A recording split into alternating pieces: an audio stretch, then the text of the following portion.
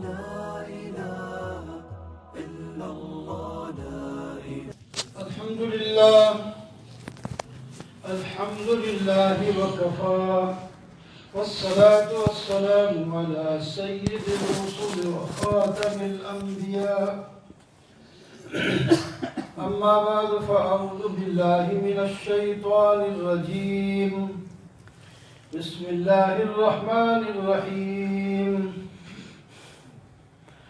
وإنك لعلى خلق عظيم صدق الله مولانا العظيم اللهم صل وسلم دائما أبدا على حبيبك خير الخلق كلهم. محترم و معزز سامعین، بزرگوں، دوستوں اور عزیزوں، اخلاق نبوی علیہ السلام کا بیان ہو رہا تھا کہ آدم علیہ السلام سے لے کر آج تک قیامت تک آپ کے اخلاق کے برابر کسی کے اخلاق نہیں ہو سکتے. آپ اخلاق کے سب سے اوپر والے درجے پر فائز تھے. یہ قرآن کی گواہی ہے جو میں نے بھی آپ کے سامنے تلاوت کی. وَإِنَّكَ لَعَلَىٰ خُلُقٍ عَظِيمٍ. اللہ اکبر. صرف انسانوں میں نہیں، جنوں میں بھی. جن ہم سے بھی پہلے پیدا ہوئے، ان میں بھی بڑے بڑے بزرگ ہوتے ہیں. نبی تو کوئی نہیں ہوتا، نبی تو انسانوں میں ہوتا ہے. اور جو جن ہیں وہ مکلف ہیں، لیکن انہوں نے اتباع کرنی ہے انسانی نبی کی. لیکن نیک لوگ اس میں بھی ہوتے ہیں، اچھے اخلاق والے بھی ہوتے ہیں. تو بہرحال آپ کے اخلاق کی گرد کو بھی کوئی نہیں پا سکتا. آپ اتنے اونچے اخلاق والے تھے. صحابی عرض کرتے ہیں لم یکن رسول اللہ صلی اللہ علیہ وسلم فاحشا ولا متفحشا. نبی کریم صلی اللہ علیہ وسلم کی زبان اقدس سے کبھی بے حیائی کی بات نہ تکلف سے نکلی ہے اور نہ آسانی سے نکلی ہے. کبھی ایسی بات آپ کی زبان سے نہیں نکلی جو اخلاق کے خلاف ہو، حیا کے خلاف ہو، کسی چیز کی، کسی کی عزت کے خلاف ہو، احترام کے خلاف ہو. مسلمان یا غیر مسلموں کے ساتھ بھی کبھی ایسے لفظ نہیں بولتے تھے کہ ان کے ساتھ، ورنہ تو دشمنی میں آدمی جو چاہے بول سکتا ہے. دشمنی جو وہ تو بولتے تھے. آپ کو ساحر کہتے، شاعر کہتے، کاہن کہتے، دین سے پھرا ہوا کہتے، پتہ نہیں کیا سے کیا کہتے تھے.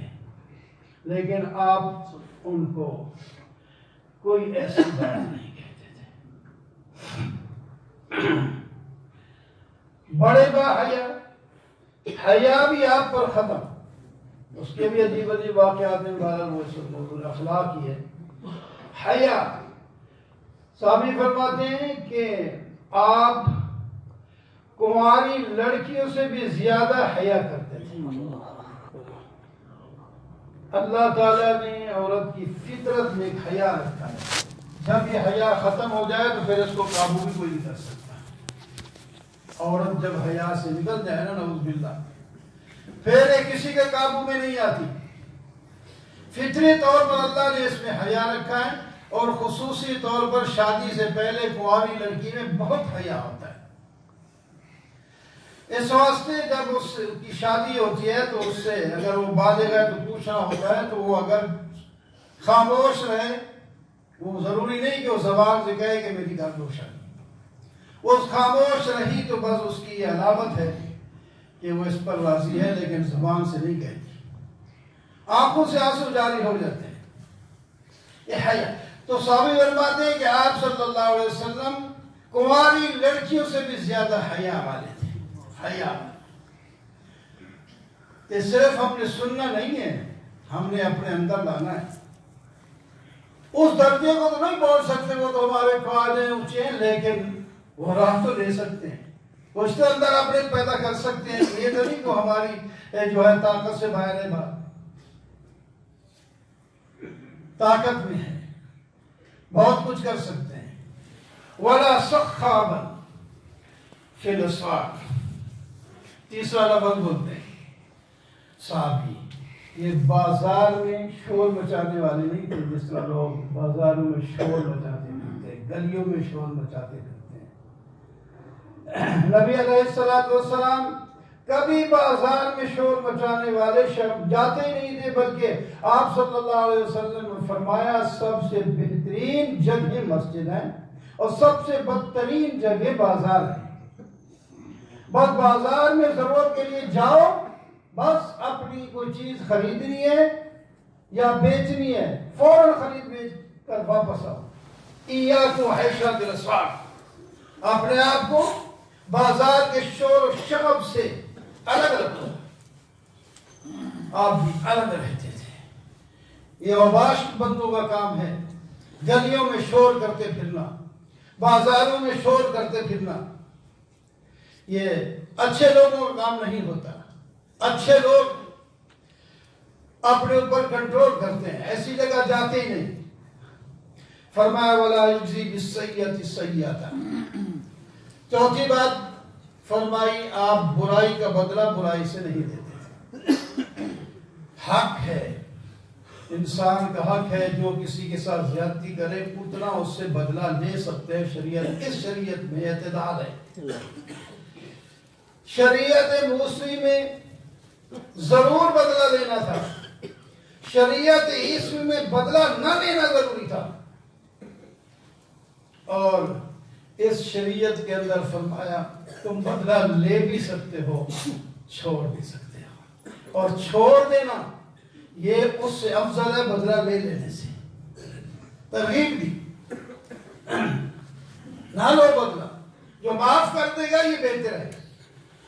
اگر لے لو گے بدلہ یہ کام آگے نکل پڑے گا، پھر پتہ نہیں یہ کہاں جا کر ٹھہرے گا.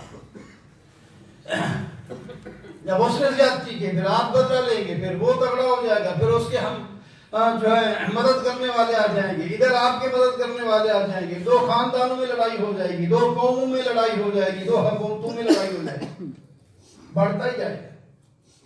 اگر آپ یہاں بس کر دیں اس نے یہاں زیادتی کی، ہاں اتنا ہے کہ وہ بندہ اگر اس سے بدلہ نہ لیا جائے تو وہ ظالم اور بڑھ کر دوسروں پر ظلم کرتا جائے گا. ذرا اس کو اگر ایسا اس درجے کا آدمی ہے تو اس کو ذرا سبق بھی سکھانا شریعت کہہ دیتی ہے. بدلہ لو تاکہ آج اس نے ظلم کیا اور آپ اس کو معاف کر دیتے، کل اس پر کرے گا. آدمی دیکھا جاتا ہے. ایک آدمی زیادتی کر بیٹھا، جیسے بھی اس سے ہو گئی، جان بوجھ کر یا کسی غلطی سے، اس کو احساس ہو گیا، اس کو سمجھایا کسی نے یا اس نے کہا بہت غلطی کی ہے، اس نے معذرت کر لی، مجھ سے غلطی ہو گیا معاف کر دیں. یہ نہیں کہ آپ پھر اس کو معاف کریں ہی نہ. آپ اللہ تعالیٰ فرماتے ہیں، نبی علیہ السلام فرماتے ہیں جو آدمی ایسے بندے کو معاف کر دے اللہ تعالیٰ اس کے گناہوں کو معاف کر دے. محبت بڑھ جائے گی، وہ غلام ہو جائے گا مفت کا. آج اس نے ظلم کیا تھا، آپ کے اس کردار سے وہ آپ کا غلام بن جائے گا، آپ سے محبت کرے گا، پیار کرے گا کہ میں نے اس سے زیادتی کی تھی، مجھ سے اس نے بدلہ بھی نہیں لیا تھا، مجھے معاف کر دیا تھا. وہ ہمیشہ کے لیے اس کی نظر نیچے رہے گی. تو آپ صلی اللہ علیہ وسلم برائی کا بدلہ برائی سے نہیں دیتے تھے، لیکن اگر شریعت کا مسئلہ ہوتا، اللہ کی بھیجی ہوئی شریعت کی کوئی آدمی بے حرمتی کرتا تو پھر انتقام لیتے تھے. اس کی گنجائش نہیں. میں آپ برداشت کر سکتا ہوں لیکن دین کے بارے میں برداشت نہیں ہوگا. آپ دیکھ لیں واقعات شاید عبارت. تو اس میں فرمایا کہ بدلہ برائی سے نہیں دیتے، وَلَٰكِنْ يَعْفُوا وَيَصْفَحُوا. آپ معاف کر دیتے ہیں اور درگزر کر دیتے ہیں، چلو کوئی بات نہیں، ہو گیا۔ اللہ اکبر۔ کان یہود المریضہ، آپ صلی اللہ علیہ وسلم کے اخلاق، بیماروں کی عیادت کو جاتے، پوچھنے جاتے، بیمار پرسی کرتے تھے۔ بڑے آدمی تھوڑے جاتے ہیں عام طور پر، زیادہ سے زیادہ کسی کو بھیج دیا، آپ سے بڑا کون ہے؟ سب سے بڑے ہیں، لیکن غریب کے گھر جا کر کوئی بیمار ہے تو اس کی عادت کرتے۔ عورت بیمار ہو گئی، مرد بیمار ہو گیا، مسلمان بیمار ہو گیا، غیر مسلم بیمار ہو گیا، اس کی بھی عادت کرتے تھے، غیر مسلموں کی بھی عادت کرتے تھے۔ وہ مشہور نہیں بچہ جو یہودی بیمار تھا، آپ کی مجلس میں آ جایا کرتا تھا، کئی دن سے نہیں آ، معلوم ہوا وہ تو بیمار ہے، فرمایا بیمار ہے مجھے بتایا نہیں، ہم تو اس کی عادت کو جاتے، ہم پوچھنے جاتے اس کو، چلو پوچھ کے آتے ہیں۔ وہاں جاتے ہیں تو اس کا آخری ٹائم ہے، قریب ہے، موت کے قریب ہے، نوجوان بچہ ہے۔